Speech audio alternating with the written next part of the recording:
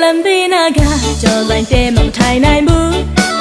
One Tကပ်ပြီးဆိုင်မတော့ချင်ဘူးထင်သေးစားရဲ့ခင်လေးပါကွယ်ဟိုတယ်မှာကူကာကိုလာတော့ဖို့ခေါ်တယ်ကတ်တူစီဖို့ဝမ်းနာသူမပန်းလာဘူး